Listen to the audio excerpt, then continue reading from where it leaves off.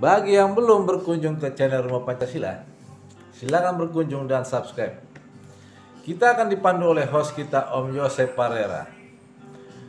Beliau memaparkan segala permasalahan hukum serta solusinya yang jauh lebih baik dan bermanfaat daripada aparat penegak hukum itu sendiri. Percaya nggak bro? Kalau corona itu bisa membuat kita gila. Kalau gue sih percaya banget corona itu membuat gila. Sangat jelas bahwa corona itu benar-benar bikin kita gila. Tahu alasannya? Di kolom deskripsi gue jabarin linknya, biar kita semua aman untuk bersuara. Dan tidak ada satupun jagoan-jagoan yang berani main grebek atas hak kita untuk bersuara. Apa yang membuat kita gila? Ini dia. Saya punya penilaian terhadap COVID.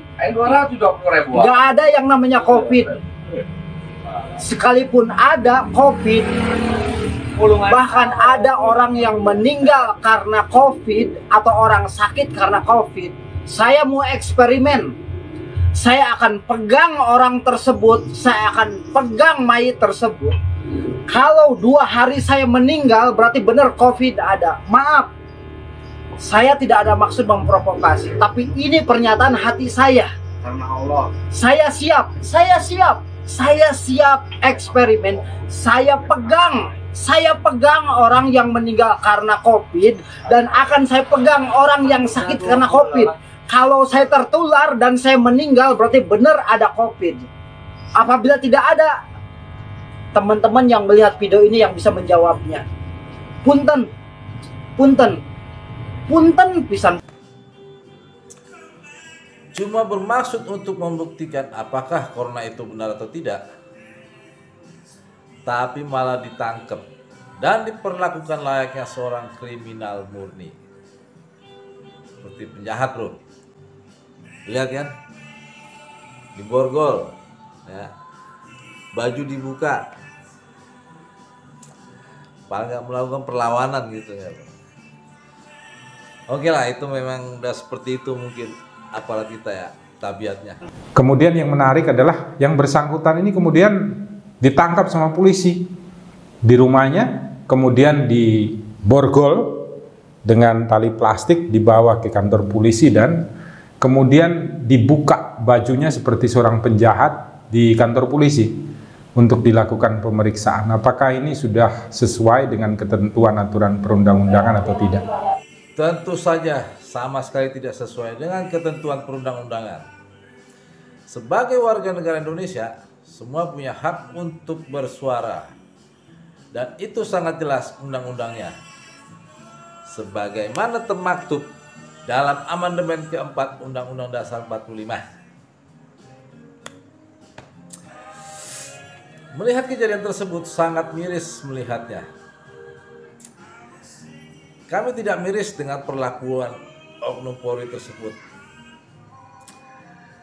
karena itu mungkin hak mereka untuk berbuat sesuatu tanpa pertimbangan hukum. Tapi kami miris melihat Mang Oleng. Tolong diingat bro, kejahatan akan terorganisir dengan sangat rapi, bahkan mungkin bisa sesuai dengan undang-undang tanpa melawan hukum, jika dilakukan oleh mereka-mereka yang memiliki kekuasaan. Di negara kita ini banyak yang menjadi penjahat, termasuk Anda semua para pejabat, dan bisa jadi juga saya sebagai penegak hukum, sebagai advokat. Karena saya juga banyak memanipulasi hukum yang ada di Indonesia. Kenapa bukan saya? Kenapa bukan Anda sendiri?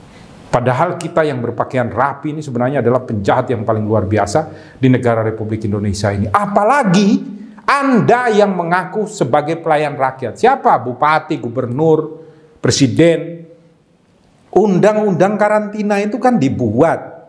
Kalau terjadi wabah yang menyebar sangat besar, maka harus dilakukan karantina. Perintah undang-undang ketika dilakukan karantina, apa yang terjadi? Hewan ternak saya, sampai dengan makan minumnya hewan ternak saya itu dibayar oleh negara. Makanya jangan bingung sekarang kenapa negara tidak mau untuk melakukan karantina. PSBB total tidak mau dilakukan karena undang-undang memerintahkan negara berkewajiban memberikan saya makan, memberikan hewan ternak saya makan. Itu masalahnya gitu loh. Bukan menangkap rakyat kecil yang menyatakan ketidakpercayaannya terhadap sesuatu di dalam negara ini, terhadap penyakit. Mereka ini tidak harus diperlakukan seperti penjahat itu. Kami melihat begitu banyak kesewenang-wenangan dalam penegakan hukum. Seperti seorang kompol yang berhasil menggelar pesta hura-hura di sebuah hotel. Di situ juga hadir Wakapolri Gatot Edi. Dan ada juga Polsek Medan Kota menggelar pertandingan futsal di tengah pandemi tanpa protokol kesehatan. Mungkin ada lagi kalau kita korek-korek. Jadi maksud gue gini bro, aparat Polri ya, walaupun kita sebut oknum ya, yang jelas-jelas melanggar protokol kesehatan hanya diberikan sanksi atau pencopotan. Sedangkan Odading Mang Oleng ditangkap layaknya seorang penjahat. Padahal Mang Odading hanya menggunakan haknya sebagaimana warga negara Indonesia yang termaktub dalam Undang-Undang Dasar 45 Amandemen keempat. Menurut hemat kami, apa yang dilakukan oleh oknum-oknum Polri tersebut jauh lebih jahat daripada si Mang Oleng atau Kang Asep. Dan kami berharap pihak Polda Jabar mendengar suara kami dan kami menuntut pihak terkait untuk membebaskan Kang Asep.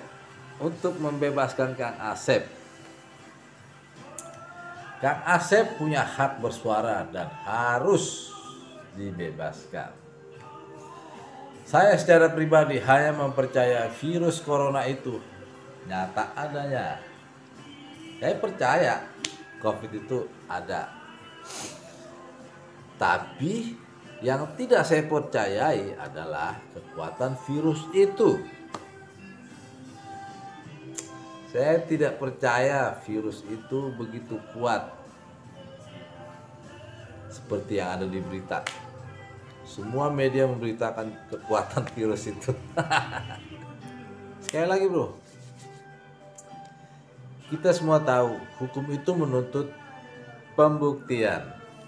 Untuk dapat melakukan penangkapan terhadap seseorang berdasarkan aturan perundang-undangan itu adalah wajib memiliki dua alat bukti yang sah bahwa seseorang itu melakukan kejahatan.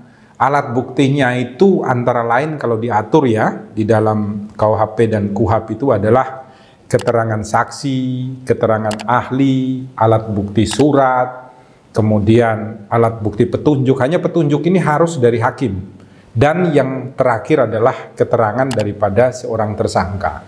Di dalam perkembangan ada lagi alat bukti ditambahkan satu. Alat bukti itu namanya adalah alat bukti elektronika ketika terjadi pelanggaran hukum. Nah, dan Kang Asep itu sendiri sudah sangat jelas mau membuktikan kebenaran mengenai virus corona itu sendiri. Dan maka dari itu Kang Asep harus dibebaskan. Pertanyaannya kemudian apakah di sini ada pelanggaran hukumnya sama sekali? Tidak ada sebuah pelanggaran hukum pun. Karena apa? Karena yang bersangkutan tidak mengumpulkan massa di dalam sebuah ruangan atau sebuah tempat yang melanggar undang-undang karantina. Dia hanya ingin menyatakan pendapat sebagai warga negara Indonesia yang dijamin oleh Undang-Undang Dasar 1945 dan Undang-Undang Kebebasan menyampaikan pendapat di muka umum. Dia berhak untuk menyatakan bahwa saya tidak percaya. Dengan apa? Dengan sebuah wabah yang terjadi. Oleh karena itu apa? Ketika dia tidak percaya, maka itu adalah hak dia sebagai pribadi. Apalagi dia menyatakan saya tidak ingin untuk mengganggu atau membuat keonaran di dalam masyarakat. Ini yang harus dipahami. Dia ditangkap seperti penjahat. Di negara kita ini banyak yang menjadi penjahat. Termasuk Anda semua para pejabat dan bisa jadi juga saya sebagai penegak hukum, sebagai advokat. Karena saya juga banyak memanipulasi hukum yang ada di Indonesia. Kenapa bukan saya? Kenapa bukan Anda sendiri yang harusnya ditangkap gitu?